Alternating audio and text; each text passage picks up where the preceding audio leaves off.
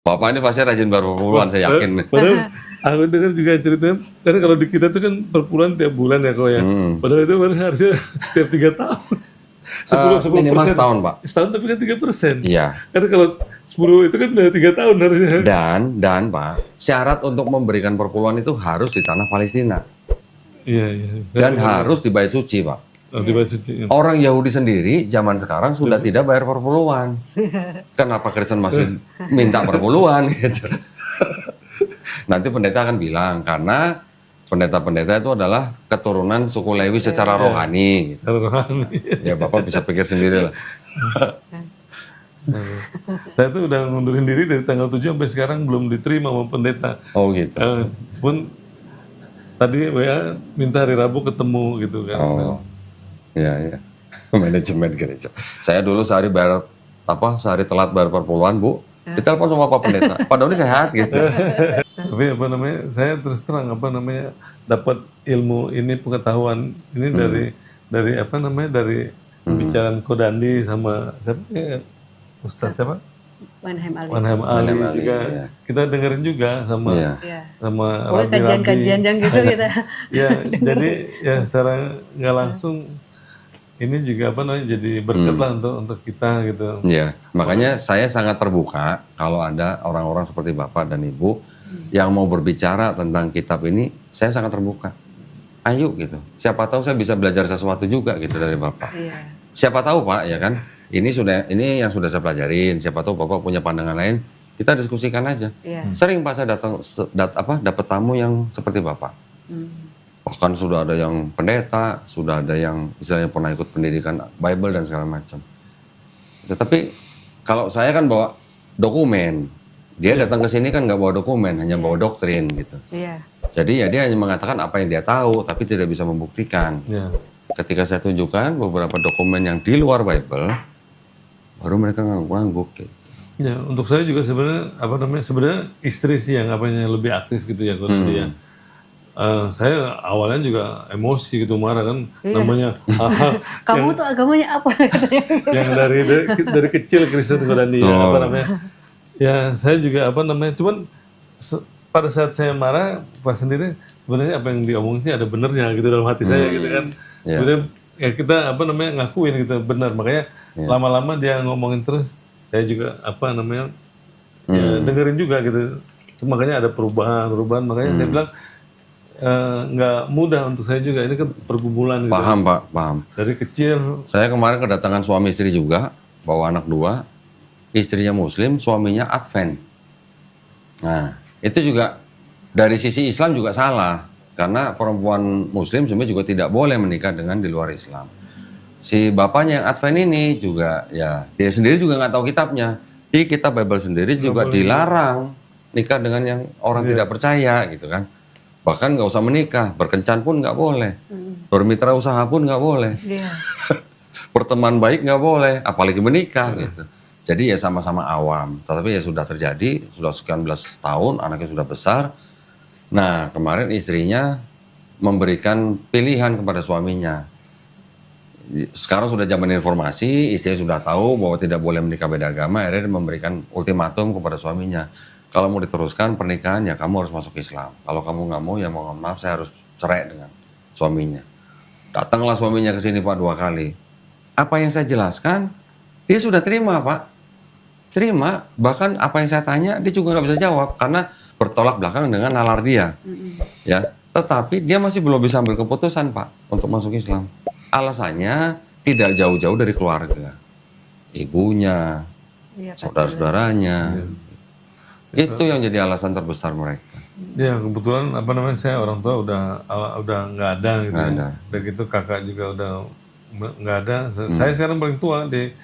Nah kemarin. Tapi kan Bapak masih punya saudara yang lain, sepupu, ada. nanti Jadi, tante, apa segala macam. kemarin juga apa namanya masih WA-WAan juga gitu. Adik itu kan apa namanya, kamu tuh belajar dari mana sih katanya kan gitu kan.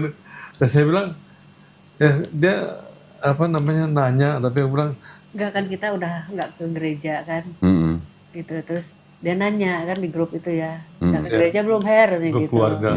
Kita kan juga nggak mau bohong gitu kan. Ya. Ya. Mas bilang kan kita udah nggak percaya sama Yesus itu Tuhan. Aku bilang ya, maksudnya nggak percaya kalau Yesus itu Tuhan gitu. Sekarang aku bilang kalau apa namanya, dia bilang kan kalau dia tetap percaya, sekarang buktiin lah sama saya gitu. Memang kan karena saya juga lihat nggak ada gitu kan dari yang apa namanya Kodandi kasih tahu itu, ternyata memang nggak ada gitu pengakuan bahwa Yesus Tuhan, terus ajaran Yesus bahwa kita harus menyembah dia selalu ngajarin bahwa harus menyembah Allah yang esa ya. Iya. Itu kan estafet pewahyuan dari nabi-nabi sebelumnya kan gitu. Kalau pemahaman saya kan harusnya seperti itu. Betul. Kan kayak ini tongkat apa estafet dikasih pas dikasih ini Kan harus sama harus gitu, sama Pak. ya. Iya. Pas ke Paulus berubah jadi botol. Yesus sebenarnya kalau di Bible itu sebenarnya meneruskan tongkat Musa, Pak. Betul. Karena apa? Apa yang dijawab oleh Yesus kepada orang-orang Farisi pada zaman itu, Yesus hanya mengulang perkataan Musa. Saya juga baca ternyata apa namanya dibilang Yesus itu ajarannya kasih, itu ajaran dari Musa juga ya, kasih ya. sesama manusia kan Ya. seperti diri sendiri ada juga Betul. di apa namanya di kitabnya Musa, Betul. kasih Tuhan Allah dengan segenap hati, ada juga. Jadi Ada, bukan yang baru Bukan sebenarnya. ajaran baru. Yesus kan cuma meneruskan. Iya, 10 perintah Allah diulang sama Yesus. iya, Shema Israel diulang. sama Iya, Yesus. cuma dulu. iya, Kan tidak merubah, tidak menambahi, tidak mengurangi Yesusnya. iya, Nah, seperti Bapak bilang, ketika ke Paulus, ini yang berbeda. Ada ide baru bahwa manusia lahir bawa dosa waris. iya. Sedangkan Yesus tidak pernah mengajarkan. Bahkan Yesus bilang kan kalau nggak bertobat dan seperti anak kecil, tidak masuk kerajaan surga. Anak kecil kan gimana Pak konotasinya? Iya, Pertama tuh saya tuh nggak ngerti waktu Kodandi ngomong apa ini udah terpengaruh apa namanya ajaran apa Helenisme. bukan yang apa yang kan kalau Yunani pagan gitu ya kan. Ya, pagan itu Romawi, Iya. Yunani itu Helenisme. Makanya saya, ini Kodandi apa sih maksudnya gitu kan, cuman karena sering dengar, oh maksudnya ini gitu, jadi Ada buktinya Pak, Iya. yang ngomong Bible loh, bukan saya loh. nggak maksudnya sekarang sih udah Oh sudah tahu. udah ngerti gitu, oh maksudnya Kodandi ini jadi anak manusia dijadiin apa, dari ceritanya tuh pas saya juga dengar apa namanya, maaf ya selain dari Kodandi kita dengar dari Ustadz apa yang kemarin? Bang Oh, Suma. iya. Selain Bang Cuma kemarin pas dengerin ini apa Ustadz Rahmat Baikuni. Oh, Ustadz Rahmat Baikuni. Iya kan yang masalah akhir Kalau zaman. ya Ustadz Rahmat itu Ustadz eskatologi, ilmu masa depan gitu. Iya. Ya. Jadi apa namanya memang akhirnya sama juga Nyambung gitu. akhirnya. Nyambungnya ceritanya tuh nyambung dia juga. Iya, Jadi iya. semua ujung-ujung ke Dewa Matahari ya. Jadi dari mulai Sebenarnya gini Pak, ini pengaruh terbesar itu adalah karena ada yang namanya era Helenisasi Pak. Kita dijajah Belanda berapa tahun Pak? 350 tahun. Ada sesuatu nggak yang ditinggalin Belanda kepada kita? iya, agama. Ada. KUHP kita tuh asalnya dari Belanda Ya, Pak. semua hukum ya. Belum lagi mungkin yang lain, budaya-budaya yang lain yang dibawa Belanda ke sini. Begitu juga orang-orang Yahudi ketika mereka sudah pernah terdiaspora, kemudian mereka sudah terpencar dan mereka hidup di bawah pengaruh kekuasaan Yunani. Tahun 332 Alexander the Great kan sudah mulai merambah ke daerah mana Mediterranean, melawan Persia, Raja Darius Agung. Akhirnya sampai kalah, harus semua dikuasain Pak. Orang-orang Yahudi kan juga hidup di situ. Ketika mereka hidup di bawah era Helenisasi, kan pasti ada yang menolak, ada yang menerima Pak. Ada juga kan orang yang berasimilasi, kawin silang gitulah. Pasti ada sebagian yang mau menerima. Akhirnya ada yang namanya seorang filsuf namanya Philo Pak. Philo itu yang mencoba menjembatani antara Yudaisme dan Helenisasi. Dia padahal orang Yahudi Pak. Dia orang Yahudi tapi dia menjembatani filosofi Helenisme dan juga iman Yudaisme mereka. Ini yang akhirnya dicoba digabungkan, hasilnya malah jadi Kristen. Hasilnya jadi itu yang pertama kali dipakai oleh Philo Pak untuk masuk ke dalam Kristen itu adalah kata-kata kurios. Bapak pasti sering dengar kan kurios kan?